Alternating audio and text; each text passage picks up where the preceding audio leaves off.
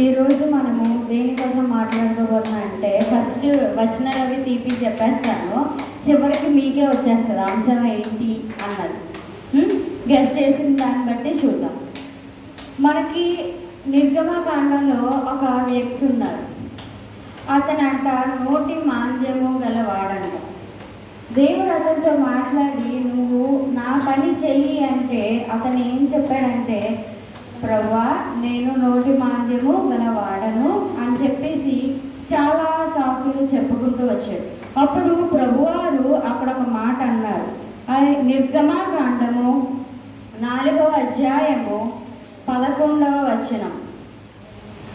4:11.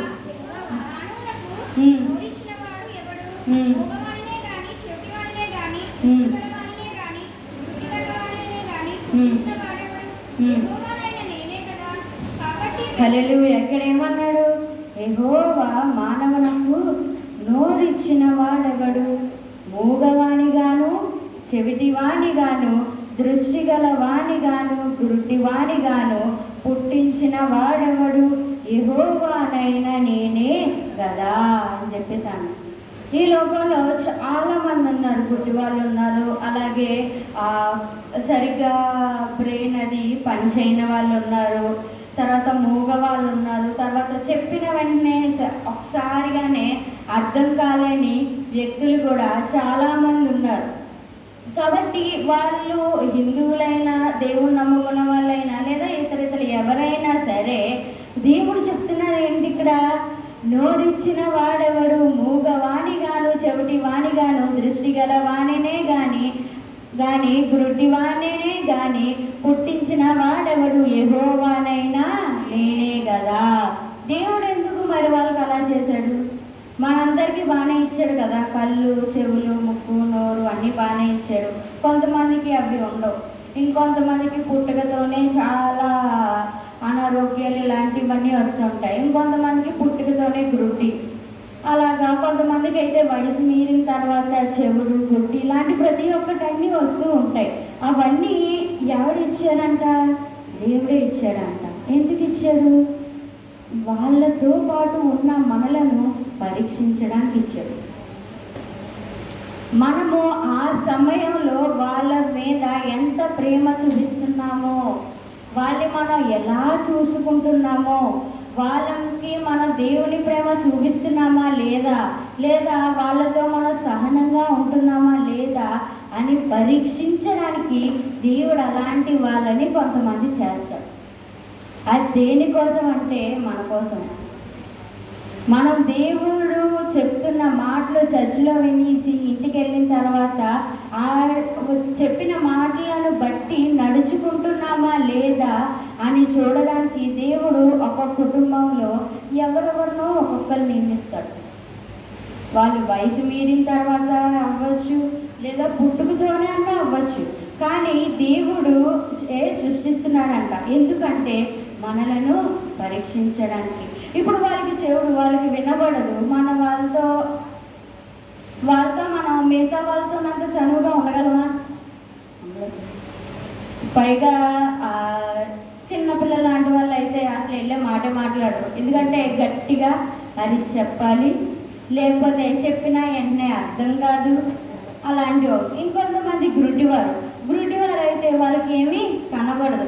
కొంతమంది ఉంటారు, వాళ్ళకి ఏంటో తెలియదు. దేవుడిచ్చిన వరం ఏంటంటే వాళ్ళకి గురుడివారైనా వీళ్ళు వాళ్ళకి ఎలా చెప్తారంటే వాళ్ళకి ఏదో కళ్ళు ఎదురుకుండా వాళ్ళు నిజంగా చూసేసినట్టుగానే వీళ్ళు చెప్తారు. అది దేవుడు ఇచ్చిన వరం అని వాళ్ళు గ్రహించుకోకపోతే మనం ఏం చేయలేం. అది వాళ్ళకి తెలియాలి. మనము ఎలాంటి వాళ్ళతో ఎలా ఉంటున్నామో, ఎలాంటి వ్యక్తులతో మనం దేవుని యొక్క ప్రేమ ఎలా చూపిస్తున్నామో, దేవుడు మన పైన చూపిస్తున్న సహనాన్ని మనం ఎలాగ ఇతరులపై సహనంగా ఉంటున్నామో అన్నది మనమే పరీక్షించుకోవాలి. ఇప్పుడు వరకు ఎవ్వరికి గురుడి వాళ్ళు, చెడు వాళ్ళు అన్నవాళ్ళు వాళ్ళ జీవితంలో ఎదురు రాలేని వాళ్ళు ఎవరైనా ఉన్నారా?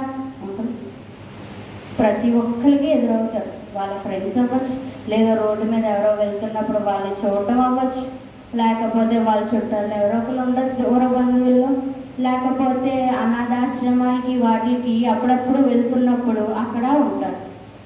వాళ్ళు ఏమో కోరుకుంటారంటే ప్రేమ, దేవుని యొక్క ప్రేమ. వాళ్ళకి ఆ దేవుని యొక్క ప్రేమని తెలియకపోయినా మనం వాళ్ళతోని ప్రేమగా వెళ్ళి మాట్లాడి, గట్టిగా మాట్లాడి దేవుని గురించి చెప్పామనుకోండి, వాళ్ళు అన్యులైనా దేవుని నమ్ముకుంటారు. ఎందుకు? మన వాళ్ళ పట్ల చూపిస్తున్న ప్రేమ, మన వాళ్ళ పట్ల చూపిస్తున్న అదొక రకమైన ఆప్యాయత అన్నది వాళ్ళకి చాలా నచ్చుతుంది. అప్పుడు వాళ్ళు ఏమనుకుంటారంటే, ఏం చెప్పినా చేస్తాం, ఈ పిల్ల నాతో మాట్లాడుతుంది కదా అనుకుంటారు. అప్పటి వరకు వాళ్ళతో ఎవరు మాట్లాడలేని వాళ్ళు ఉంటారు. అనాథాశ్రమాల్లో బోల్డ్ మంది, వాళ్ళకి చిన్నపిల్లలతో ఉండాలని ఉంటుంది, వాళ్ళ యొక్క మనవరాళ్ళు వాళ్ళతో ఆడుకోవాలని ఉంటుంది. కానీ వాళ్ళకి గ్రుడితనం వల్ల, లేదా చెవుడు వల్ల, లేకపోతే వాళ్ళ పనులు వాళ్ళు చేసుకోలేకపోవడం వల్ల వాళ్ళు తీసుకెళ్ళి అక్కడ పెట్టేస్తారు. పెట్టేసినప్పుడు వాళ్ళు ఐదులైనా మనము అప్పుడప్పుడు చూడండి, మన పుట్టినరోజులో దేనికోనైనా అయినా భోజనాలు పెట్టడానికి అనాథాశ్రమాలకి దానికి దీనికి వెళ్ళామనుకోండి, అప్పుడు మనం వాళ్ళతో ప్రేమగా గట్టిగా మాట్లాడి వాళ్ళు చెప్పింది మనం విని, తర్వాత మనం చెప్పింది మనం ఒక ప్రేమగా నెమ్మదిగా వాళ్ళకి అర్థమయ్యే రీతిలో చెప్పామనుకోండి, వాళ్ళు వెంటనే దేవుని నమ్ముకుంటారు.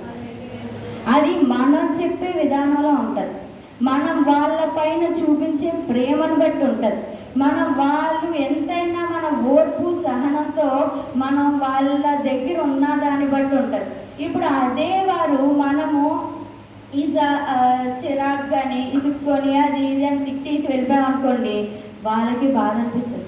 వాళ్ళు ఏమనుకుంటారు, మన ఒకవేళ గురువారు అనుకోండి, వాళ్ళకి మైండ్ పవర్ బాగుంటుంది, మన స్వరం వినగానే తెలిసిపోదు పలానా వాళ్ళని. అప్పుడు వాళ్ళు ఆ స్వరం బట్టి వాళ్ళు ఎవరు మాట్లాడినా వినరు, మాట వినరు. వాళ్ళకి ముందుదే మనసులో గుర్తుండిపోదు, లేదా బొర్రలో గుర్తుండిపోదు.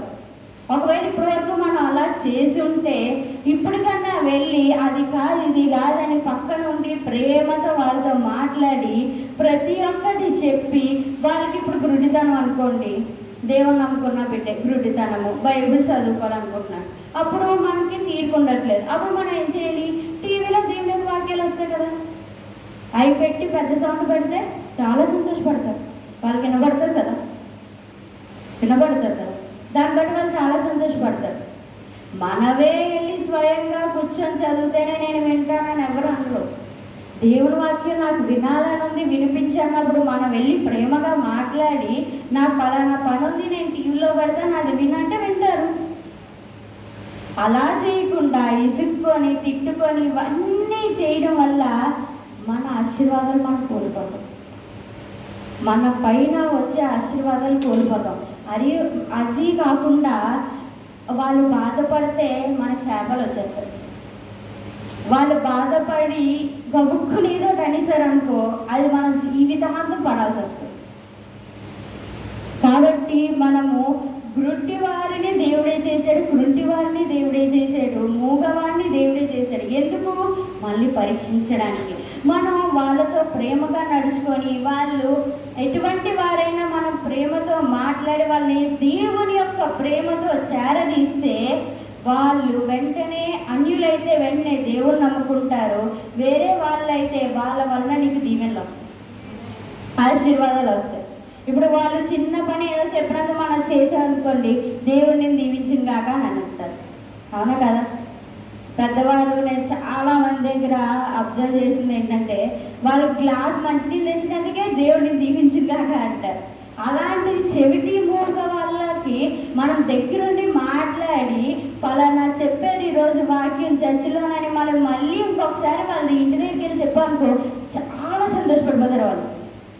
వాళ్ళు సంతోషపడడం వల్ల దేవుడు ఆనందపడతారు. ఎందుకు?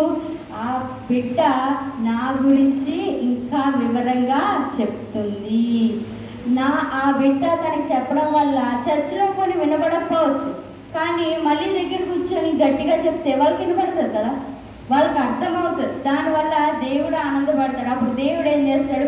మన పైన రాకుండా ఉన్న ఆశీర్వాదాలన్నీ దేవుడు కురిపిస్తాడు. ఇదన్నిటికీ ఏంటంటే ఓర్పు, సహనం, దేవుని యొక్క ప్రేమ, ఆ 3 మాత్రమే. చాలా సహనంతో ఉండి, ఒకవేళ వాళ్ళకి కోపం వస్తూ ఉంటుంది, వాళ్ళు తిడుతున్నా సరే అక్కడి నుంచి సైలెంట్గా వెళ్ళిపోవాలే కానీ వాళ్ళని తిట్టేసి అదే అనేసి ఇదే అనేసి వచ్చేస్తుంది కోపం. నాకు చాలా కోపం ఇంతకుముందు, కానీ దేవుడి నాకు అలా తగ్గిపోయింది. నాకు ఊరికే కోపం వచ్చేసేది, చిన్నదానికే కోపం వచ్చేది, పడుకున్నదాన్ని లైవ్ అంటేనే చాలా కోపం వచ్చేసేది. కానీ దేవుడి దయవల్ల ప్రార్థనలు అవి పెట్టుకున్నప్పుడు నా కోపం చాలా పడితేసింది, చాలా అంటే చాలా తగ్గింది. అసలు దేనికి కోపం రావట్లేదు. వాళ్ళు తిడితే విచిత్రంగా ఏంటంటే దేవుని కృప వల్ల రివర్స్లో నాకు నవ్వు వచ్చేది. వాళ్ళు తిడుతుంటే నవ్వు వస్తుంది.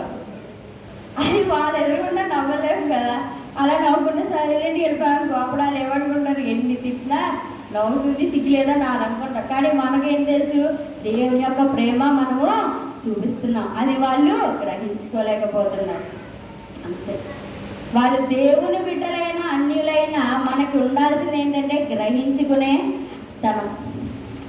గ్రహించుకునే మనసు ఉండాలి. వాళ్ళు ఎదుటి వాళ్ళు ఏదైనా చేస్తారంటే ఒక్క నిమిషం ఆలోచించి ఏంటి అన్నది కరెక్ట్గా తెలుసుకుని వాళ్ళు మాట్లాడితే అన్నీ సభ్యంగానే ఉంటాయి. అయితే ఇంకొకటి గురించి చూద్దాం. నిర్గమకాండము 15వ అధ్యాయము 26వ వచనం. 15:26 లాస్ట్ చివరిది. హల్లెలూయా. ఏంటి? నిన్ను స్వస్థపరిచే యెహోవాను నేనే అనేను. అంటే పైన గురుడి వాళ్ళందరికీ మనం సాయం చేసుకుంటూ వచ్చి వాళ్ళ గురించి ప్రార్థన చేసుకుంటూ వచ్చి దేవుడు చెప్పిన వాక్యాలు వాళ్ళకి చెప్పి వాళ్ళ గురించి మనం ఎంతో పట్టుదలతో ప్రార్థన చేస్తే దేవుడు మనకి వాళ్ళ మీద ఉన్న ప్రేమను చూసి, దేవుని పట్ల ఉన్న శ్రద్ధను చూసి దేవుడు ఏం చేస్తాడంట, వాళ్ళని స్వస్థపరుస్తాడంట. స్వస్థపరచడానికి వయసుతో నిమిత్తం లేదు కదా, ఉందా? వయసుతో నిమిత్తం ఉందా? లేదు కదా. చిన్నపిల్లలన్నా స్వస్థత పొందుకుంటారు, చనిపోయిన వాళ్ళన్నా లేపబడి స్వస్థత పొందుకుంటారు. దానికి వయసుతో నిమిత్తము లేదు. పలానా ఏజ్ వరకే నువ్వు స్వస్థత పొందిన తర్వాత నీ చావు కదా నువ్వు చావు అన్నాడు దేవుడు అనలేదు. నువ్వే వయసు అయినా ఎప్పుడన్నా నువ్వు నా దగ్గరికి వస్తే నేనున్నానన్నాడు. మనం ఎంత పాపాలు చేసి ఎంత దారుణంగా చేసేసినా దేవుడి దగ్గరికి వచ్చినవాడికి దేవుడు మనతో మాట్లాడతాడు. అదే అన్ని పాపాలు మన ఫ్రెండ్ చేసి మన దగ్గర వద్దాం మళ్ళా ఆనాడు నువ్వు నన్ను చూసి మొక్కలు తిప్పుకుంటా నేను ఎందుకు మాట్లాడతాను నీతో, నేనేమో తక్కువ తిన్నానా అని చెప్పేసి రివర్స్లో గొడవడడానికి వెళ్తాం. కానీ దేవుడు అలా అన్నాడా? లేదు. ఆయన ఎంతో పవిత్రుడు, ఎంతో పరిశుద్ధుడు. మనం ఎన్ని పాపాలు చేసేసి అన్నీ చేసేసి దేవుడి దగ్గరికి వచ్చి ప్రభువా నన్ను క్షమించంటే అలాగే ఈసారి నుంచి కరెక్ట్గా ఉండు అంటుంది. కాబట్టి మన దీవెనలు, మన ఆశీర్వాదాలు మనం ప్రతి ఒక్క దాంట్లో కరెక్ట్గా ఉంటూ అయినా సరే దీవెనలు మన మీదకి రావట్లేదంటే ఇలాంటి పొరపాట్లే. మన ఇంట్లో ఉన్న ముసలి వాళ్ళైనా చిన్నవాళ్ళైనా పెద్దవాళ్ళైనా ఆ ఉన్న వాళ్ళ యొక్క లోపాన్ని బట్టి మనం హేళన చేయడము, లేకపోతే వాళ్ళు చెప్పిన మాట వినకపోవడం, లేకపోతే వాళ్ళతో ప్రేమగా కానీ ఇంకోటి సహనంతో కానీ నడుచుకోకపోతే అక్కడ మన ఆశీర్వాదాలని పోగొట్టేసుకుంటాం. ప్రతి ఒక్కటి చేసేసి అక్కడికి వచ్చేటప్పుడు ఆశీర్వాదాలు పోగొట్టేసుకుంటే ఫస్ట్ నుంచి వచ్చేసి ఎండింగ్ పాయింట్ దగ్గరకు వచ్చేటప్పుడు బోర్లో పడిపోయాం. అదే అక్కడ ఉంది ఎక్కడానికి, ఇక్కడ వరకు వచ్చేసాం, డబ్బని పడిపోయాం బోర్లో. ఈ లోపల ఎవడో వచ్చి ఎక్కేసాడు, అది ఫస్ట్ ప్రైజ్ అన్నారు. అప్పుడు ఎలా ఉంటుంది మనకి, ఇక్కడ పేకల పోయి వచ్చేస్తాయి కోపాలు, అక్కడ రాయేవాడు ఎట్టాడు, నేను ఎందుకు పడిపోయాను ఏంటి అన్ని కోపాలు వచ్చేస్తాయి.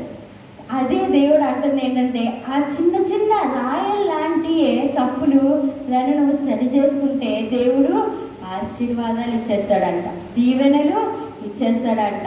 పైగా మనకు వచ్చే ఆశీర్వాదాలు కాకుండా వాళ్ళు మనల్ని దీవిస్తారు చూడండి, ఆ దీవెనలు దీనికి యాడ్ అయ్యి అప్పుడు దేవుడు మనల్ని ఇంకా హెచ్చుగా దీవిస్తాడంట. అది కాకుండా మనం వాళ్ళకి ఇప్పుడు కొంతమంది ఉంటారు మామూలు లాంటి వాళ్ళు, ఇప్పుడు కూర్చుని లేవలేని వాళ్ళు, తర్వాత నడుస్తున్నప్పుడు నడువు నొప్పి వచ్చేసి కూర్చొని వాళ్ళు, లేకపోతే మంచినీళ్ళు తెమ్మని ఇలా రోడ్డు మీద చాలామంది ఉంటారు, మన చర్చిలోనే చాలామంది ఉన్నారు. అయితే అలాంటి వాళ్ళకి కూడా మనం సాయం చేయాలి. వాళ్ళు మా ఇంట్లో కాదు కదా, మా ఇంట్లో వాళ్ళకే దేవుడు ప్రేమను చూపించమన్నాడు, వాళ్ళు ఎవరో నాకు తెలీదు, వచ్చి వెళ్ళిపోతారు అంతే, నాకు సంబంధం లేదని అనుకున్నావా, అక్కడ కూడా అయిపోతాం. ఎవరు ఏదైనా వాళ్ళు దేవుని బిడ్డలు. మనం వాళ్ళలో దేవుణ్ణి చూసి దేవుడు చేయమంటే నోరు మూసుకొని చేసి వచ్చాడు తప్ప ఎక్స్ట్రాగా మాటలు ఏమి మాట్లాడదు. దేవుడు ఒకవేళ వెళ్ళి నువ్వు ఆమెకు సాయం చేయి అని చెప్తాడు అనుకోండి, వాళ్ళు ఎవరో మనకు తెలియదు, వాళ్ళు దేవుని నమ్ముకోలేదు, వాళ్ళు ఎవరో మనకు తెలియదు. ఫర్ ఎగ్జాంపుల్ రోడ్డు మీద ఎవరో వెళ్తున్నారు, వాళ్ళు పడిపోతారు అని దేవుడు చెప్పాడు అనుకో, వాళ్ళ పక్కనే మనం ఉన్నాం, దేవుడు మనల్ని వెళ్ళి వాళ్ళు ఒక 5 నిమిషాలు ఆపమన్నాడు అనుకోండి, వాళ్ళు ఎవరో మనకు తెలియదు, వాళ్ళతో మనకు పెద్ద పరిచయం లేదు. అప్పుడు మనం ఏమనుకుంటాం, నేను బాగానే ఉన్నాను కదా, వాళ్ళు పడిపోతే నాకే అది సరిగ్గా నడుపుకోవాలండి అని అనుకోకూడదు. వెళ్ళి దేవుడి నీతి ఇలా చెప్తున్నాడని అనకుండా నార్మల్గా వెళ్ళి ఏవో కొన్ని మాటలు ఉంటాయి కదా, అలా మాట్లాడి ఒక 5 నిమిషాలు అనుకోండి, తర్వాత వాళ్ళు మనం ఆ ప్రమాదం నుండి తప్పించే వాళ్ళమే అవుతాం.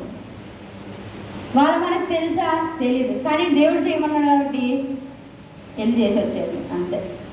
వాళ్ళు ఫీల్ అయ్యారా, వాళ్ళు కానీ ఆ పిల్ల వచ్చి నా టైం తినేసిందని అనుకున్నారా, అంత తర్వాత విషయం.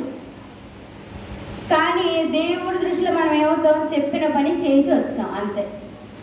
వాళ్ళు ఏమనుకున్నారు, వాళ్ళ ఆలోచనలు అవన్నీ దేవుడికి అనవసరం. మనం ఏమనుకున్నాం, ప్రతి ఒక్కటి దేవుడు పట్టించుకునేలాగా అయితే మనం ఎవరో పర్లోకి వెళ్ళాం, ఎవ్వరు వెళ్ళాం. ప్రతి ఒక్కటి దేవుడు మనకు ప్రతి ఆలోచన పట్టించుకునే దేవుడు, ఎవ్వరు వెళ్ళాం, నాతో సహా ఎవ్వరు వెళ్ళాం పరలోకం. కానీ దేవుడు వాటిని పక్కకి తప్పించి మన మీద ఉన్న ప్రేమతో వాటిని పక్కన పడేసి కేవలం మన మీద ఉన్న ప్రేమను, ఆప్యాయతను, ఆ సహనం అనే గుణాన్ని దేవుడు చూపిస్తున్నాడు. కాబట్టి ఈరోజు మనం ఇలా బ్రతుకున్నాం, తర్వాత చనిపోయిన తర్వాత పరలోకము వెళ్తాం, అంతే కదా. కాబట్టి మనం ప్రతి ఒక్క దాంట్లోని కరెక్ట్గా ఉండి ఎక్కడ చిన్న పొరపాట్లు చేస్తున్నామంటే ఇక్కడే. దేవుడు వాళ్ళు సృష్టిస్తాడు, దేవుడికి తెలుసు వాళ్ళు బాధపడతారని, కానీ ఆ బాధలో నువ్వు తోడుంటే దేవుడిని దీవిస్తాడు. ఆ బాధలో నువ్వు వాళ్ళకి అండగా ఉండి దేవుని గురించి చెప్తే దేవుడిని దీవిస్తాడు. వాళ్ళ అన్యులైతే నువ్వు వాళ్ళతో ప్రేమగా మాట్లాడి దేవుని గురించి చెప్పి మార్చి వాళ్ళని సన్నిధికి తీసుకొస్తే దేవుడిని దీవిస్తాడు. అప్పుడు నీ ద్వారా ఆ ఆత్మ రక్షింపబడుతుంది, నీ ద్వారా ఆ ఆత్మ పరలోకం వెళ్తుంది. అలాగని చెప్పేసి మనము నిత్యం వెళ్ళి వాళ్ళ దగ్గర కూర్చొని ఉండకూడదు. రోజంతా వెళ్ళిపోయి నేను ఆత్మను రక్షిస్తున్నాను, దేవుడు చేయబడినాడని 10 వెళ్ళిపోయి రాత్రి 10 వరకు కూర్చున్నాను అనుకోండి, ఇంట్లో కోపాలు వచ్చేస్తాయి. నిన్ను కూడా వెళ్ళవచ్చు చర్చికి, మిమ్మల్ని కూడా వెళ్ళవచ్చు చర్చికి. ముందు నువ్వు కుదురుకోండి, తర్వాత వాళ్ళు వస్తా లేదు మానేస్తారు. నువ్వు కుదురుకుంటేనే నేను పంపిస్తా, లేదా నిన్ను కూడా పంపిస్తున్నట్టు. కాబట్టి మనం దేవుని పని ఏ టైంలో చేయాలో ఆ టైంలో మాత్రమే చేయాలి. ఖాళీగా ఉంది, ఏం ఊసిపోవట్లేదని వెళ్ళిపోతే ఇంటికి తర్వాత దేవుడు ఎలా చేపట్లాడతాడో అలా చేపట్లాడతాడు. కాబట్టి మనం చాలా జాగ్రత్తగా ఉండి ఎటువంటి చిన్నదానికి తప్పిపోకుండా, ఇప్పుడు మన తప్పేం లేకుండా ఎదురు మన మీద గసిరేశారనుకోండి, మన తప్పేం లేదు, చేసింది ఎవరో, కానీ వాళ్ళు మనల్ని అనుకొని వచ్చి శుభ్రంగా చివరి ఇచ్చారు అందరిలో లేపి. అలాగని వాళ్ళు తిట్టేసిన తర్వాత మనం అక్కడ అరిసి బాబోయ్ పెద్ద గొడవ చేసేయకూడదు. తర్వాత వెళ్ళి అది చేసింది నేను కాదు, మీరు ఎలా నన్ను తిట్టేశారు కానీ అని చెప్పారనుకో, వాళ్ళు ఏమనుకుంటారంటే ఈ అమ్మాయి దేవుడు నమ్ముకున్నారు కదా అందుకే సహనం ఉందాం. మనము చేసే పనులు, మనము చూపే అవి ఇంట్రెస్ట్, లేకపోతే మన వాళ్ళపైన చూపే ప్రేమ, సహనం, ప్రతి ఒక్క దాన్ని బట్టి మనం చేస్తున్న ప్రతి పని ఎదుటి వాళ్ళు బాగా గమనిస్తారు. దాన్ని బట్టి వాళ్ళు మన గురించి, ఆమె దేవుడి పిల్లని దేవుడి గురించి కూడా మాట్లాడుతుంటారు. మనం ఏం చేస్తున్నామో ముందు మనం ఒకటికి 2 సార్లు ఆలోచించి మనం చేస్తుంది కరెక్టా రాంగా అని ఆలోచించి ఉంటే దేవుడు మనల్ని ప్రతిసారి తన జాగ్రత్తలతో ఉంచి కరెక్ట్ అయిన మార్గంలో నడిపిస్తాడు. అదే అలా కాకుండా కంగారులో టెన్షన్లో కాలు చేతుల్లో ఒడిగిపోయి ఇష్టానుసరికి వెళ్ళిపోయి అనుకోండి, కాలు చేతులు ఒడిగిపోయి ఫాస్ట్ పరిగెడితేనే మామూలుగానే పడిపోతాం. అలాంటిది దేవుని మార్గంలో కరెక్ట్గా నడుస్తామన్నారు. ఎంతో 100 సార్లు ఆలోచించి అడిగైనా వద్దా ప్రభు అని ఆలోచించి దేవుడు చెప్తే ఇయ్యాలి తప్ప నువ్వు వెయ్యి కంటే ఇంక అక్కడి నుంచి వెనక్కి తిరిగిపోవాలి. సగం అడిగేసి ప్రభువా ప్లీజ్ ప్లీజ్ ప్లీజ్ ప్లీజ్ అని అలా మీదకాలు ఎక్కేసి ప్రభువా ఒక కాలు ఎడసారు కదా ఇంకొక కాలు ప్లీజ్ ఈ ఒక్క రోజుకి వదిలే రేపటి నుంచి కరెక్ట్గా ఉంటాను అని అంటే ఆ రోజు వచ్చే దీవెనలు నీకు పోతాయి, ఆ రోజు వచ్చే ఆశీర్వాదాలు నీకు పోతాయి. మనలో ఎదుటి వారి యొక్క విగ్రహాలు పెట్టుకోకుండా దేవుని యొక్క స్వరూపం పెట్టుకుంటే కరెక్ట్ అయిన మార్గంలో నడుస్తాం. ఎటువంటి బాధ ఉండదు, ఎటువంటి గొడవ ఉండదు. దేవుడు ఎప్పుడైతే మనలో ఉన్నాడో, దేవుని యొక్క ఆత్మ ఎప్పుడైతే మనలో ఉందో అస్సలు ఎవరు ఎట్టుపోనివ్వండి, దేవుడు చెప్పిన పని తప్ప మనం ఇంకే పని చేయం. ఎవరు ఎట్టుపోయినా దేవుడు ఒకవేళ ఉండమంటే అక్కడ మనం ఉండిపోవడమే. వాళ్ళు వెళ్ళిపోతున్నారు కానీ దేవుడు ఉండమన్నట్టు కానీ ఉండిపోవాలి. అదే దేవుడు అందరూ ఉన్నారు నువ్వు వెళ్ళిపో అన్నాను వెళ్ళిపోవాలి. తర్వాత ముందు మెచ్చుకోవచ్చు వాళ్ళని, కానీ తర్వాత వాళ్ళని తిట్టచ్చు సభలో. కాబట్టి మనం ఏ పని చేసినా 2-3 సార్లు ఆలోచించుకొని చెయ్యాలి. అలాగే చెవిటి వాళ్ళకి వినబడదు అవన్నీ చెప్పాం కదా, వాళ్ళకి కొంచెంసేపు ఎంటర్టైన్మెంట్గా ఉంటుందని సీరియళ్ళు సినిమాలు టీవీలో పెట్టి ఈ వినబడుతుందా అది కూడా వినబడుతుందని ఎంటర్టైన్మెంట్ పెట్టానుకో వాళ్ళని పాడు చేసిన వాళ్ళని మనమే అవుతాం. వాళ్ళని అలాంటి అలవాట్ల నుంచి పక్కకి తొలగించి దేవుణ్ణి పూర్తిగా అలవాటు చేసేయాలి, కానీ సగం అది సగం ఇది చేయకూడదు. అయితే పూర్తిగా అందులోనే ఉండాలి, లేదా పూర్తిగా ఇందులోనన్నా ఉండాలి. పొద్దు నుంచి మధ్యాహ్నం వరకు దేవుడికి, మధ్యాహ్నం నుంచి రాత్రి వరకు సాతానికి, మళ్ళీ రాత్రి అంతా ఎవరికిస్తాం తెలియదు. అలా ఉండకూడదు మన జీవితం. ఇస్తే పొద్దు నుంచి దాని తర్వాత రోజు పొద్దున వరకు దేవునికి, లేదా పొద్దు నుంచి దాని తర్వాత రోజు పొద్దున వరకు నీ ఇష్టం, మీ ఇష్టం ఏం చేస్తారో మాకు తెలియదు. అది దేవుడు మీరే లెక్క చెప్పించుకుంటారు. వాళ్ళకి వినబడదు, వాళ్ళు చూడరు, వాళ్ళు అది ఇది అని చెప్పేసి ప్రేమ చూపిస్తే ఇటు మనం ఈ పని చేస్తామా దేవుడు గట్టిగా వేసేస్తాడు, చాలా గట్టిగా వేసేస్తాడు దేవుడు. అది ఎన్నే వేస్తాడా కాదు, ఒకనొక రోజు దేవుడికి టైం వస్తుంది, ఎందులో ఇరికించాలో అందులో ఇరికించేస్తాడు దేవుడు. అప్పుడు పీక్కోలేక రాలేక ఏడలేక నవ్వలేక కక్కలేక మెంగలేక సత్తం. కాబట్టి దేవుడు వాళ్ళని గుడ్డి వాళ్ళని వీళ్ళని చేసినప్పుడు వాళ్ళ మీద కేవలం దేవుని ప్రేమే, కేవలం దేవుని యొక్క పనే, కేవలం దేవుని యొక్క సహనమే మాత్రమే చూపించాలి. వాళ్ళకి చెప్తున్నాం కదా అని చెప్పి పొద్దున్న సాయంత్రం వరకు వాళ్ళ ఇంట్లో ఉండిపోకూడదు. వాళ్ళకి మనం చెప్తున్నాం కదా అని చెప్పి వేరే విషయాలు సోది అవన్నీ పట్టుకెళ్ళి వాళ్ళకి చెప్పకూడదు. తర్వాత వాళ్ళకి చెప్తున్నాం కదా అని చెప్పి ఇంట్లో గొడవలు పెట్టకూడదు. నా మాటే వింటారు, నేను దేవుడి గురించి చెప్తున్నాను అని చెప్పేసి వాళ్ళు మీ మాట వింటున్నాడు, మీరు ఇంట్లో గొడవలు పెట్టేశారు అనుకోండి, దేవుడు గట్టిగా చివట్లేసేస్తాడు. ఈ అన్ని విషయాల్లో మనము కరెక్ట్గా ఉండి, అలాగే ఈ చిన్న విషయాలను కూడా కరెక్ట్గా ఉండి దేవుడి దగ్గర ఉంటే దేవుడు మళ్ళీ ఎంతగానో దీవిస్తాడు. మన పైన ఆశీర్వాదాలు ఏవైతే అయిపోయినాయో అవన్నీ దేవుడు ఓపెన్ చేస్తాడు, మన పైన కురిపిస్తాడు. కాబట్టి మనము ఎక్కడైతే చిన్న చిన్న రాళ్ళ చేత తొట్లిపోకుండా పెద్దవాళ్ళకి మనము వాళ్ళ పైన చికాకునేవి చూపించకుండా దేవుని యొక్క ప్రేమను దేవుని యొక్క మాటలు చెప్పి వాళ్ళని ఇంకా దేవుళ్ళలోకి ఇంకా నడిపించి వారికి మనం చెప్పే దాన్ని బట్టి మనం దేవుడి నుంచి ఆశీర్వాదాలు పొందుకునే వారమై ఉండాలి, కానీ దేవుడి నుంచి చీవాట్లు తిట్లు దెబ్బలు పొందుకునే వారమై ఉండకూడదు. ఒకవేళ మీరు ఎవరి గురించి అన్నా వాళ్ళ గురించి మీరు సాయం చేస్తున్నారనుకో, దేవుడు అని ప్రభువా ఆ వ్యక్తికి లేదా ఆ మామగారికి వాళ్ళకి సాయం చేద్దాం అనుకుంటున్నాను, దీనికి నేనే కరెక్టా లేదా ఎవరినైనా నియమించావా అని అడిగామనుకోండి, దేవుడు చెప్తాడు నువ్వు వెళ్ళమంటే వెళ్ళను, లేదా నేను ఇంకొకరు నియమించాను, నేను వాళ్ళ కుటుంబాల్లో లేపుతానంటే నోరు మూసుకొని ఊరుకోవడం. ఏ చిన్న పని కూడా మనం చేయకూడదు. దేవుడు వెళ్ళి చేయమంటే చేయడం, సైలెంట్గా వచ్చాడు. అంతేగాని మీకు నేను సహాయం చేద్దాననుకున్నామండి, దేవుడు చెయ్యొద్దన్నాడండి కాబట్టి నాకు తెలియదండి, ఈ పాపం లేపుతున్నాడంటే నాకు వాళ్ళ ఇంట్లో మనం ఒక జోకరం అయిపోతాం.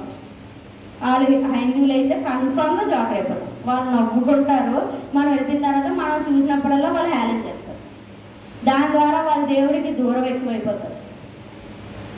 కాబట్టి దేవుడు చెప్పిన పని నోరు మూసుకొని వెళ్ళి ఏం చెప్పారో అది చేసేసి ఎండ వచ్చాడు. ఎక్స్ట్రా మాటలు ఏమి మాట్లాడుకుంటా సైలెంట్గా వచ్చాడు. ఒకవేళ వాళ్ళ గురించి ఇంకొకరు ఏదో అనుకుంటున్నారు చెప్పడం మీకు ఎందుకు?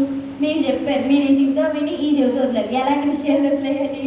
ఎవరన్నా చెప్పినా వాళ్ళపై నిందలు చెప్పినవి చూడండి, అవి వదిలేయాలి. దేవుని మాటలు కాదు. దేవుడి మాటలు ఈ చెవితో విని ఈ చెవితో సాధారణంగా అందరూ వదిలేస్తారు, కానీ అవి మాత్రం గట్టి పట్టుకుంటారు. కానీ వదిలేసినవి ఏంటి? అవి వదిలేయాలి. గట్టిగా పట్టుకోవాల్సినవి ఇవి గట్టిగా పట్టుకోవాలి. కాబట్టి వారు ప్రతి ఒక్క దాంట్లోని కరెక్ట్గా ఉండి, ఇందులో అయితే అయినా సరే మన దీవెనలు రావట్లేదంటే ఇలాంటి చిన్న ఆడి ఉన్నాయేమో మన జీవితాన్ని ఒకసారి మనం దేవుడి దగ్గర పెట్టుకొని పరీక్షించుకొని అడిగినప్పుడు దేవుడే మనకి మంచి సమాధానము చెప్తాడు. దేవుడి చిన్న వాక్యం దీవించి ఆశీర్వదించింది కాక ఆమేన్.